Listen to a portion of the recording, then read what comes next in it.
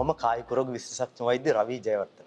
අද අපි කතා කරන්න බලාපොරොත්තු වෙන්නේ තවත් බහුලව අප අතර දැක්විය හැකි තත්ත්වයක්. ඒ තමයි ස්ථූලතාවය. එහෙම නැත්නම් තරබාරු බව. අපි කතාව ඉස්සරහට අරගෙන යන්න ඉස්සෙල්ලා අපි අඳුරගමු ඇත්තටම තරබාරු බව කියන්නේ මොකක්ද කියලා.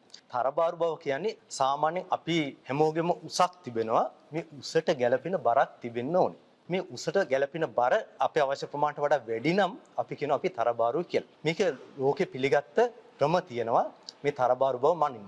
ඒ සඳහා ශරීර ස්කන්ධ දර්ශකේ නැත්නම් අපි කියනවා BMI කියන මේ ක්‍රමයෙන් තමයි අපි දැනගන්නේ ඔබ තරබාරුද නැද්ද කියලා. සාමාන්‍යයෙන් ලෝකේ උසට ගැළපෙන බරක් තිබිය යුතුයි. සාමාන්‍ය ලෝක සම්මතයේ හැටියට නිරෝගී පුද්ගලයෙකුට තිබිය යුතු උසට ගැළපෙන බර අපි කැල්කියුලේට් කරන්නේ. එහෙම නැත්නම් මේක බලන්නේ අපි BMI එහෙම නැත්නම් ශරීර ස්කන්ධ දර්ශකය කියන ක්‍රමයට. සාමාන්‍ය පුද්ගලයෙක්ගේ ශරීර ස්කන්ධ දර්ශකය අපි සලකන්නේ 20ත් 25ත් අතර ප්‍රමාණයක් තිබිය යුතුයි කියලා. අපි කොහොමද මේක බලන්නේ? අපේ තියෙන බර අපේ තියෙන උසේ වර්ගයෙන් ඇත්තටම බෙදීමෙන් තමයි මේක අපි කැල්කියුලේට් කරගන්නේ.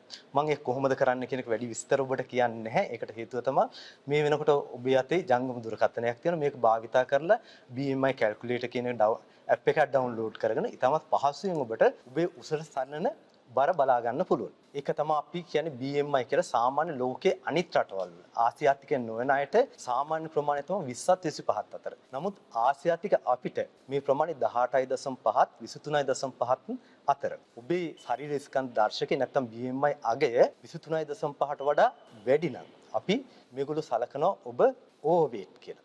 එහෙම නැත්නම් ඔබේ බර වැඩි කියලා. මේ ප්‍රමාණය 28.5ට වඩා වැඩි නම් අපි කියන ඔබ ඔබේස්. එහෙම නැත්නම් තරබාරු බවින් යුක්තයි කියලා. මේක 35ට වඩා වැඩි නම් අපි සලකනවා මේක අධික තරබාරු බවෙන් යුක්තයි කියලා. ඒ නිසා අදම බලන්න ඔබේ උසට සරලන බරක් තිබෙනවද? ඔබේ BMI යගේ මොන අගයක් ගන්නවද කියලා. මේක 23.5ට වඩා අඩු නම් සහ 18.5ට වඩා වැඩි නම් ඔබට සරලන බරින් යුක්තයි. ඊට වඩා වැඩි අගයක් ගන්නවා නම් ඔබ මේ වෙනුවටත් ඕවර්වේට් එහෙම නැත්නම් තරබාරු බවෙන් යුක්ත පුද්ගලයෙක්. ඇත්තට මොකද්ද මේ තරබාරු බවත් එක්ක තියෙන ගැටලුව මොකක්ද? අපි දන්නවා මේ ලෝක ජීවත් වෙනකොට අපි හැමෝම කැමති ලස්සනට ජීවත් වෙන්න. මේ ලස්සනට ජීවත් වෙනකොට බොහෝ ස්මාර්ට් විදිහට අපි සලකන්නේ මේ පුද්ගලයා උසට සල්ලන බරක් තියෙනවා නම් මේ පුද්ගලයා හරිම ස්මාර්ට්. හරිම ලස්සනයි. අපේ බර ඕනවට වඩා වැඩි වුණොත් මේ ස්මාර්ට් ගතිය නැති වෙලා යනවා. අපි තරබාරු බවට පත් වෙනවා. ඒ හින්දා සමහර වෙලාවට අපේ සමාජයේ එළියට ගියාම අපිට අපි ගැනම පොඩි පසුතැවීමක් නැත්නම් ලැජ්ජාවක් වගේ දෙයක් ඇති වෙන්න පුළුවන්. ඊටත් වඩා අපිට හොඳට ඉන්න පුළුවන්කම තියාගෙන අපි මෙහෙම ඉන්න එක අපරාධයි. ඒක විතරක් නෙමෙයි අපි ලස්සන නැති වෙන අඩු වෙන එක විතරක් නෙමෙයි මේකේ තියෙන අනිත් ගැටලුව. මේ නිසා අපිට තවත් නොයෙකුත් රෝගාබාධ ඇති වෙන්න පුළුවන්. ඉස්සලාම වෙන්නේ අපේ ශරීරයේ මේ බර වැඩි වෙන එක. බර වැඩි වෙනවත් එක්කම දෙවෙනි අවස්ථාව වෙනකොට වෙන දේ තමයි අපේ අක්මාවේ තෙල් තැම්පත් වීම ඇති වෙනවා. ඒත් එක්කම අපේ කොලෙස්ටරෝල් ප්‍රමාණය වැඩි වෙනවා. ඊට පස්සේ අපිට අධික රුධිර පීඩනය ඇති වෙනවා. මේ අධික රුධිර පීඩනය ආවට පස්සේ අපිට හෘද වස්තුවේ අමාරු හැදෙනවා. අපිට අංශභාග තත්ත්වයක් ඇති වෙන්න පුළුවන්. heart attack ඇති වෙන්න පුළුවන්. අපේ gastritis ප්‍රමාණය වැඩි වෙනවා. ඊට අමතරව වෙන දෙයක් තමයි අපි හන්දි අමාරු නැත්නම් හන්දි ආශ්‍රිත රෝග වැඩි වීම සිද්ධ වෙනවා. අපිට පිළිකා සෑදීමේ අවදානම එන්න වැඩි වෙනවා. ඇත්තෙන්ම ඔබ තරබාරු පුද්ගලයෙක් නම් සාමාන්‍ය උසට ගැළපෙන බරක් තියෙන පුද්ගලයෙක් ජීවත් වෙන කාලයට වඩා අවුරුදු 12ක් 15ක් විතර කාලයක් ජීවත් වෙන ප්‍රමාණය අඩු වෙනවයි කියලා මේ වෙනකොට හොයාගෙන තියෙනවා. ඒ නිසා ඔබගේ බර ගැන ඔබ ස්ථූලද නැද්ද කියන එක බලා ගැනීම ඔබගේ ජීවත් වෙන කාලය තීරණය කරන්න ඉතාමත් වැදගත්. ඒ වගේම මේ ජීවත් වෙන කාලය ඉතාමත් නිරෝගීව, සෞඛ්‍ය සම්පන්නව, ක්‍රියාශීලීව සමාජයට තමන්ට ආකර්ෂණයක් වෙන විදිහට ජීවත් වෙන්න මේ උසස් සරලන බර පවත්වා ගැනීම ඉතාමත් වැදගත්. මේ උසස් සරලන බර නැති වුනහම ඇති වෙන සංකූලතා ඔබට සමාජයේදී මුහුණ දෙන්න සිද්ධ වෙන ප්‍රශ්න සමහරවල් සමාජයට ලක් වෙන මේ වගේ නොයෙකුත් ප්‍රශ්න වලට ඔබට මුහුණ දෙන්න සිද්ධ වෙන්න පුළුවන්. මේකෙන් වළක්විලා ඇයි ඇත්තටම අපි දැනගත්තොත් මොකක් නිසාද අපි ස්ථූලතාවයට නැත්නම් අපේ බර වැඩි වෙන්නේ මොන හේතුව නිසාද කියලා අඳුරගත්තොත් අපිට මේකෙන් වළක්වා ගැනීම කරගන්න පුළුවන්. මේ සඳහා ඔබේ දැනුම ඉතාමත් වැදගත්. මේක දැනුමට ගැන කියලා දෙන්න නම් මම හිතන්නේ අපිට ඉතාමත් වැදගත් මිනිස්සු හැටියට මේ ලෝකේ ජීවත් වුණාට පස්සේ අපි මේ වෙනකන් මානව හිස්ටරි එකේ මොන විදිහටද ජීවත් වුනේ කියන එක ගැන අවබෝධයක් තිබීම ඉතාමත් වැදගත්. ඔබ දන්නවා ස්වභාවිකවම අනිත් සතුන්ට සාපේක්ෂව මිනිසා කියන්නේ ඉතා දුර්වල සතෙක්. මේ දුර්වල සතාට ලෝකේ පවතින්න නම් ආහාර හොයාගන්න. මේ ආහාර හොයා ගැනීම තනියෙන් අනිත් සතුන්ට සාපේක්ෂව කර ගැනීම ඊටමත් අපහසුයි. ඒ නිසා මොකද්ද කරේ? අපි කණ්ඩායම් හැටියට ජීවත් වෙන්න පටන් ගත්තා. මේ කණ්ඩායම් හැටියට ජීවත් වෙන්න පටන් ගත්තට පස්සේ අපි අපේ ආහාරය හොයාගන්න අපි කණ්ඩායමක් විදිහට ගිහිල්ලා අපි සතෙක්ව ගිහිල්ලා දඩයන් කරගන්න. ඊට පස්සේ දඩයම ලැබුණාට පස්සේ අපි කට්ටියම ඇවිල්ලා මේක පරිභෝජනය කරනවා. සමහරවිට දවසක් දෙකක් දවස් දෙක තුනක් යනකම් අපිට තව ආහාර විලක් නොලැබී තියෙන්න පුළුවන්. එහෙම ඉඳලා හිටලා තමයි අපිට ආහාර ලැබුණේ. සමහරවිට අපි ආහාරයක් හොයාගන්න දවල් කෑම උදේ කෑම හොයාගන්න යනකොට අපේ කණ්ඩායමේ කීප දෙනෙක්ගේ ජීවිතේ නැති වෙන අවස්ථා තිබුණා. එහෙම අවුරුදු මිලියන 24ක් 25ක් විතර අපි කාලයක් ගත වුණා. මෙහෙම තමයි අපි මේ ලෝකේ සර්වයිව් වුනේ. ඒ නිසා අපේ ජාන හැඩගැහිලා තියෙන්නේ මේ වගේ කලාතුරකින් අපිට ලැබෙන ආහාර රටාවට. නමුත් ඔබ දන්නවා පහුගිය අවුරුදු 10000ක් 12000ක් අතර කාලයක් ඇතුළත අපි ගොවිතැන පටන් ගත්තා. අපි ගොවිතැන පටන් ගත්තේ අවුරුදු 12000කට විතර ඉස්සෙල්ලා. ඊට පස්සේ තමයි මිනිස්සුන්ට මේ විදිහට ආහාර බහුල වෙන්න පටන් ගත්තා. ඒ ආහාර බහුල වුණත් ඒ තරම්ම අපිට මේ කාලේ අද ලැබෙනා වගේ ආහාර ඉස්සර කාලේ ලැබුණේ නැහැ.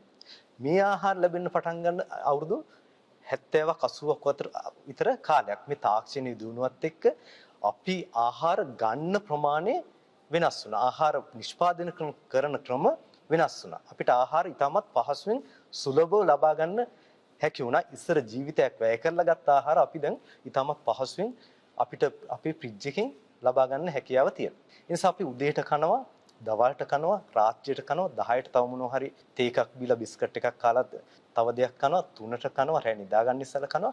අපි මේ ආහාර ලබා ගන්න විදිහ ක්‍රමය ඉතාමත් අධික ලෙස වැඩි වෙලා තියෙනවා. මිනිස් ශිෂ්ටාචාරයේ අපි තරම් ආහාර පරිභෝජනය කරපු සත්ව කොටාසයක් මේ වෙනකන් ඉඳලා නැහැ. මේකත් එක්ක තමයි අපිට ලෙඩ රෝග බහුල වෙන්න පටන් ගත්තේ. ඔබ දන්නවා ඔබ සමහර වෙලාවට ගෙදර උදේ නැගිට්ටට පස්සේ සුළු ක්‍රියාකාරකම් වලද වාහනයකින් තමයි වැඩට යන්නේ. වැඩට ගියාට පස්සේ වාහනින් බහලා අඩි කීපයක් ඇවිදිනවා. ඊට පස්සේ ඔබ පුටුවක වාඩි වෙලා ඉන්න. කම්පියුටර් වැඩ කරනවා. ඔබ ශරීරයේ ක්‍රියාකාරකම් වල යොදවන්නේ නැහැ. මේකත් එක්ක අපේ ජීවන පැවැත්ම වෙනස් වෙලා තියෙනවා. මේ ආහාර රටාවේ සහ ජීවන පැවැත්මේ දෙකේ එකතුව නිසා තමයි අපි මේ අධික තරබාරු බව සහ අධික තරබාරු බව නිසා එකත් එක්කේන අනිත් ලෙඩ රෝග වලට යොමු වෙලා තියෙනවා. අපි ඇත්තට මේවා සලකන්නේ disease of civilization කියලා. ඔබ දන්නවා මේ ලෙඩ රෝග වළක්වා ගැනීම ඉතාමත් වැදගත් කියලා. මෙහෙම ලෙඩ රෝග වළක්වා ගත්තාම අපිට ආකර්ශනීය පෙනුමක් අපිට තිබෙනවා. ඊට අමතරව නොයෙකුත් ලෙඩ රෝග දියවැඩියාව, ප්‍රෙෂර්, කොලෙස්ටරෝල්, ඊට පස්සේ ඒකත් එක්කෙන අදිත් හෘද වස්තු අමාරු මේ වගේ ලෙඩ රෝග නැති අපි නිරෝගී ජීවිතයක් ගත කරන්න පුළුවන්. එහෙනම් ඒ සඳහා අපි මොකද්ද කළ යුතු සහ කළ හැකි දේ? මම ක්‍රම 3ක් ඔබට යෝජනා කරනවා. පළවෙනි ක්‍රමය තමයි ඔබ ආහාර ගන්න රටාව වෙනස් කරන්න. මේ වෙනකොට අපි කරන බොහෝ වැරදි ආහාර රටාවේ අපේ තියෙන ප්‍රධාන වැරද්ද තමයි අපි අධික ලෙස කාබෝහයිඩ්‍රේට් භාවිත ගන්න ආහාරය අපි වෙනස් කරගන්න ඕනේ. ආහාර ගන්න වේලාව වෙනස් කරගන්න ඕනේ. ආහාර ගන්න ප්‍රමාණය වෙනස් කරගන්න. තියෙන ආහාර ද්‍රව්‍ය වල අපි අධිකව මේ වෙනකොට භාවිත කරනවා සීනි සහ කාබෝහයිඩ්‍රේට් අඩංගු ආහාර. මේවා අපි සලකන්නේ ඇඩික්ටිව් නැත්තම් ඇබ්බැහියට යොමු වෙන ආහාර විදිහට. ඔබ ගන්න කාබෝහයිඩ්‍රේට් ප්‍රමාණය අඩු කරන්න. ඊට අමතරව සීනි ප්‍රමාණය අඩු කරන්න.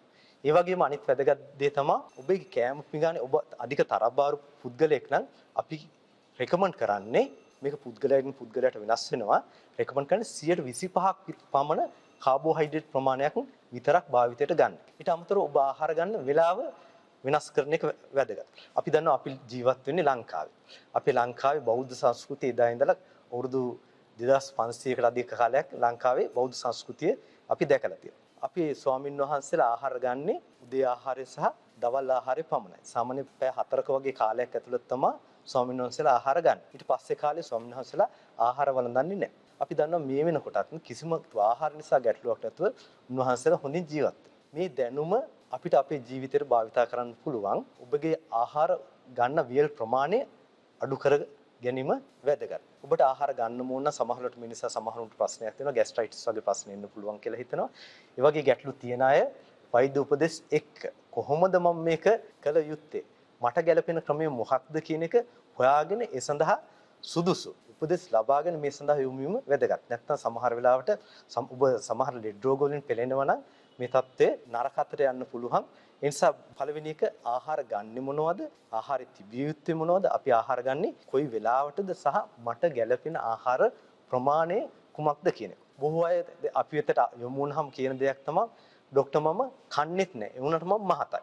ඒකට ප්‍රධාන හේතුව තමයි අපි කන ප්‍රමාණය අඩුයි කියලා හිතන්නේ අනිත් අයගේ කෑම පිඟාන දිහා බලලා. මේක අපි කරගන්න වැරද්ද. ඔබ දන්නවා ඔබ පිටින් බලපුවාම සමාජයේ ඉන්න හැමෝම එකිනෙකාට වෙනස්. ඒ වගේම තමයි අපේ ශාරීරික ක්‍රියාකාරීත්වයත් එකිනෙකාගෙන් එකිනෙකාට වෙනස් වෙනවා. අපි මේක සලකන්නේ ශාරීරික පරිවෘත්තීය ක්‍රියාකාරීත්වය නිසා. තව කෙනෙකුගේ ගන්න ප්‍රමාණය ශරීරයේ ඒගොල්ලෝගේ ශරීරය තුළ ඉතාමත් ඉක්මනින් දහණය වෙන්න පුළුවන්. නමුත් ඔබේ ශරීරය ඒ ප්‍රමාණයෙන් දහණය නොවෙන්න පුළුවන්. මේ ලෝකේ කිසිම කෙනෙක් ආහාරයක් සතුන් අතරින් කිසිම කෙනෙක් ආහාරයක් නොගෙන ඒගොල්ලෝගේ බර වැඩි වෙන්න ස්කන්ධය වැඩි වෙන්න ක්‍රමයක් නැහැ. මේ විද්‍යාව හරිනම්. එහෙම වෙන්න පුළුවන් එකම කොට්ටාසේ ශාක වලට විතරයි. මම හිතන්නේ ඔබ ශාකයක් නෙමෙයි. ඒ නිසා ඔබ හිතන්න ඕනේ මම ග්‍රෑම් 1ක් නැත්නම් ග්‍රෑම් 5ක් 10ක් හරි වැඩි වෙනවනම් මම ගන්න ප්‍රමාණය මට අවශ්‍ය ප්‍රමාණයට වඩා වැඩි. ඒ නිසා තමයි මගේ බර වැඩි වෙන්නේ. අනිත් අයගේ කෑම පිඟාන දිහා බලලා ඔබ ගන්න ප්‍රමාණය අඩුද වැඩිද කියලා තීරණය කරන්න එපා. ඔබ තීරණය කළ යුත්තේ මගේ ග්‍රෑම් 1ක් හරි මේ ගන්න ප්‍රමාණයෙන් වැඩි නම් මම ගන්න ප්‍රමාණය වැඩි කියලා. ඊට අමතරව ආහාර ගන්න වේල් ප්‍රමාණය අඩු කරන්න ආහාරයේ තියෙන සංඝටක ප්‍රමාණය වෙනස් කරන්න ඔබ බැලන්ස් නැත්නම් මේ තත්ත්වයේ හැටියට පුද්ගලයාට මේ ආහාර ගන්න විදිහ සහ ගත යුතු ප්‍රමාණය ගත යුතු වේලාව වෙනස් වෙනවා. ඊට අමතරව ඔබට අක්මාවේ තැම්පත් වෙන ෆැටි ලිවර් වගේ තත්ත්වයක් තියෙනවා නම් ඔබේ දියවැඩියාව වගේ තත්ත්වයක් තිබෙනවා නම් ඔබට අධික රුධිර පීඩනය තිබෙනවා නම් වෙනත් රෝගාබාධ තියෙනවා නම් මේක Tamanට ගැළපෙන ආහාර ප්‍රමාණය කුමක්ද ආහාර රටාව කුමක්ද මගේ බර අඩු කරගන්නේ කොහොමද මේ සඳහා සුදුසු උපදෙස් ලබාගෙන ඒ සඳහා යොමු වෙලා ප්‍රතිකාර ගැනීම ඉතාමත් වැදගත් වෙනවා මේ නොයෙකුත් රෝගාබාධ වලින් වැළැක්වී යහපත් සුවබර ක්‍රියාශීලී ජීවිතයක් ගත කරන්න.